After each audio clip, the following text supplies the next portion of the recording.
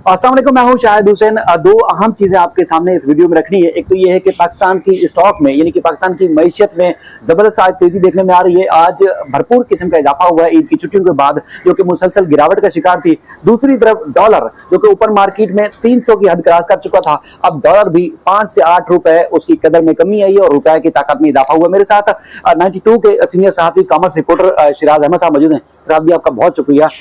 Commerce की जबान आप बहुत अच्छे तरीके से समझते हैं। क्या ये जो दो चीजें हैं, वजह क्या है कि माशी लिहाज से आज का जो दिन है बड़ा जबरदस्त देखने में आया है? क्या वजह थी, क्यों हुआ है? क्या जो मुआहदा हुआ है आईएमएफ से उसकी वजह से हुई है या कुछ और बात है? बिल्कुल, इसकी सबसे बड़ी वजह तो आईएमएफ ही है, क्योंकि गुज़िश्ता कई महीनों से हम देख रहे थे कि जो आईएमएफ का जो प्रोग्राम है वो मुसलसल तातुल का शिकार हो रहा था। और ऐसे में हुकूमत की जानिब से भी बारहा कोशिशें की जा रही थी कि आईएमएफ का प्रोग्राम जल्द अज जल्द मुकम्मल कर लिया जाए, ताकि पाकिस्तान को कुछ अरब डॉलर्स जो है वो मिल सके। लेकिन सूरत हाल बेकाबू होती गई, स्टॉक मार्केट गिरती रही, इसी तरह जो रुपए की कदर है वो भी हमें गिरती हुई दिखाई दी। लेकिन ये हुकूमत जो है आईएमएफ से एक बेल आउट पैकेज लेने में जो है वो कामयाब हुई है।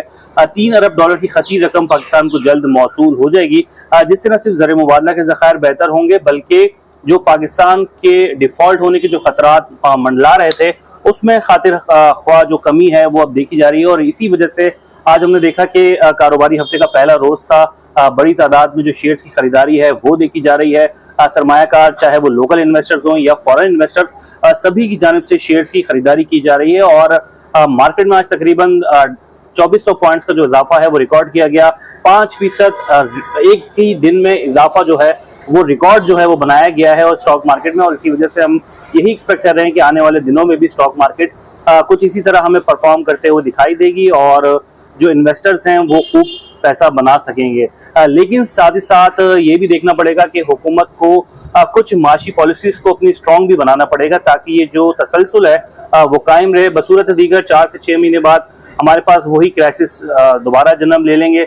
और अगर हुकूमत ने ऐसे जामी हिकमत अमली नहीं बनाई तो फिर पाकिस्तान के डिफॉल्ट होने के जो खतरात हैं वो दोबारा मंडलाते हैं। अच्छा, एक शराबी चीज थी कि डार साहब ने डॉलर के हवाले से बड़े दावे किए थे और उसके बाद आज काफी अरसे के बाद हम देख रहे हैं कि डॉलर नीचे हुआ है, यानी कि 5 से 8 रुपए जो उसकी कदर में कमी हुई है। तो एक क्या वजह है? दूसरा ये बताइएगा कि डॉलर की कीमत कम होने से क्या वाकई महंगाई कंट्रोल हो सकेगी? क्योंकि बहुत बुरे हालात है। पेट्रोल की देख लें आप, आटा, चीनी, दाल और जो एक रोजमर्रा की चीजें जो इस्तेमाल में हम लाते हैं उसके लिए लोग बड़े परेशान है। तो क्या होगा, मजीद डॉलर नीचे आ सकता है?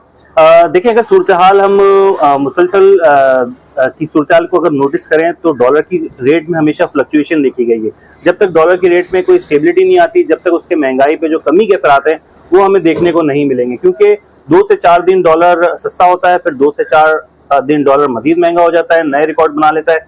तो ऐसे में जो महंगाई पर उसका इम्पैक्ट आना है वो हमें कमी की सूरत में नहीं दिखाई देता। दूसरा ये कि ज़ाहिर है हमारी जो इकोनॉमी है वो इंपोर्ट बेस्ड है। हम खाने पीने की अशिया से लेकर सनती खाम माल और दीगर जो अजनास है वो तक हम दरामद कर रहे होते हैं। कहने को हम एग्रीकल्चर स्टेट है, लेकिन इसके बावजूद हम बिलियंस ऑफ डॉलर्स के जो कमोडिटीज़ हैं वो इम्पोर्ट करते हैं। इसके लिए हमें डॉलर दरकार होते हैं, लेकिन हमारे पास जो इकोनॉमी के इंडिकेटर्स हैं वो भी बेहतर नहीं है। जो स्टेट बैंक के ज़खायर हैं वो मुसलसल गिर रहे थे। लेकिन ये जो 3 अरब डॉलर की जो रकम है आईएमएफ से हमें बेल आउट पैकेज के मद में मिलेगी, उससे कुछ ज़र मुबादला के ज़खायर बेहतर होंगे, अवेलेबिलिटी बढ़ेगी, इंपोर्टर्स को भी कुछ डॉलर्स खरीदने में आसानी होगी। इससे ये ज़रूर होगा कि जो ब्लैक मार्केटिंग है ओपन मार्केट में उसमें खातिर ख्वाह कमी आएगी, क्योंकि बैंक भी इसी वजह को जो है वो इस्तेमाल करते हुए डॉलर का रेट मन माने कोट कर रहे थे। जो स्टेट बैंक की जानिब से रेट कोट किया जाता है उस पर डॉलर मिलता नहीं है। आज हमने देखा कि जैसे ही अवेलेबिलिटी के जो इश्यूज हैं वो खत्म होना शुरू हुए हैं, ओपन मार्केट में डॉलर 8 रुपए तक गिर चुका है।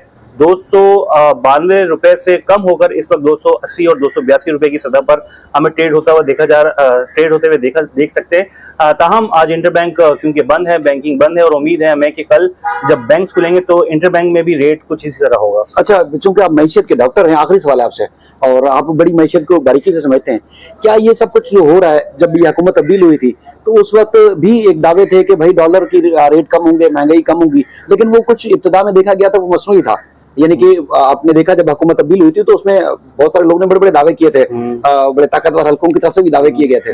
तो क्या ये मसनूई तरीके से तो नहीं किया गया कि डॉलर की कीमत कम होगी, उसके बाद फिर ये जो आपकी कारोबारी जो दिन है वो भी काफी मुस्बत देखने में आ रहा है काफी अरसे के बाद, तो मसनूई है या वाकई आप समझ रहे हैं कि मैशियत में पाकिस्तान की तब्दीली आ रही है? देखिए, ये सारा कुछ डिपेंड करता है हुकूमत की पॉलिसी क्या है। बेसिकली जो इकोनॉमिक पॉलिसीज आपको बनानी है वो 4 साल, 5 साल और 10 साल मुद्दत के लिए बनानी पड़ेंगी। हम जो पॉलिसीज बनाते हैं वो जो है शॉर्ट टर्म होती हैं, जिसके फ़वाइद भी कुछ अरसे के लिए होते हैं और उसके नुकसानात भी कुछ इसी तरह हमें दिखाई देते हैं। अगर हमको इस तरह की स्टेबिलिटी चाहिए तो हमें सबसे पहले अपनी इकोनॉमिक पॉलिसी को बेहतर करना पड़ेगा, इंपोर्ट पॉलिसीज को कम से कम जो है वो करना पड़ेगा, क्योंकि इंपोर्ट की वजह से हमारे जो ज़खायर हैं वो प्रेशर में रहते हैं, फिर हमारी एक्सपोर्ट नहीं बढ़ पाती है, जिससे जो परेशानियां हैं वो बढ़ती चली जाती हैं। तो हमें एक लॉन्ग टर्म इकोनॉमिक प्लान की ज़रूरत है, उस पर हमें तमाम तर सियासी जो पार्टियां हैं उनको इसको जो है वो देखना पड़ेगा, उस पर सख्ती से अमल दरामद करना पड़ेगा। अगर सूरत हाल का हम मवाजना करें तो वक्तन फ़वक्तन मिनिस्टर्स की जानिब से ऐलानात तो खूब किए जाते हैं, खास करके जो हमारे वज़ीर ख़जाना हैं या साबका वज़ीर ख़जाना, सभी की जानिब से बुलंद बांग दावे होते हैं, लेकिन इम्प्लीमेंटेशन कहीं भी नहीं होती। और यही सबसे बड़ा इस वक्त मैशियत का मसला है कि हमारे पास जो पॉलिसीज़ होती हैं वो चंद हफ्तों या चंद महीनों तक ही महदूद रहती हैं, जबकि पाकिस्तान को इस वक्त लॉन्ग टर्म पॉलिसीज़ की ज़रूरत है। 5 साल, 10 साल और 15 साल पॉलिसीज़ होंगी, उसका तसलसल रहेगा तो कुछ सूरत हाल हमें इकॉनमी की बेहतर होते हुए दिखाई देगी। इसी तरह हम देखते आ रहे हैं कि काफ़ी अरसे से जो ऐलानात हैं वो ऐलानात तक ही महदूद रहते हैं,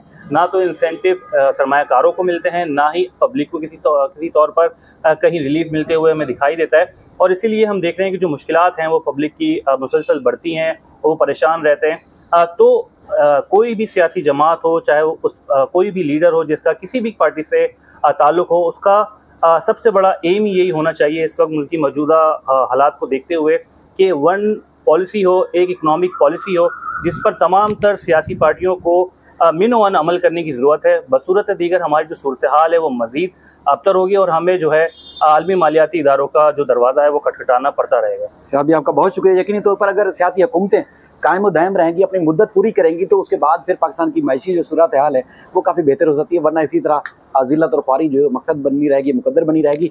बाकी ये कि शिराज अहमद साहब ने उनका यूट्यूब चैनल भी है शिराज अहमद ऑफिशियल के नाम से, तो आप उनके चैनल को ज़रूर सब्सक्राइब कीजिएगा, ताकि कराची के हवाले से, खासतौर पर माशी सूरत हाल के हवाले से इन्होंने अपडेट करने के लिए आवाम को चैनल बनाया है। तो उसके हवाले से अगर आपने अपडेट लेनी है तो ज़रूर इनका चैनल सब्सक्राइब कीजिएगा, लाइक कीजिएगा और कमेंट्स भी कीजिएगा।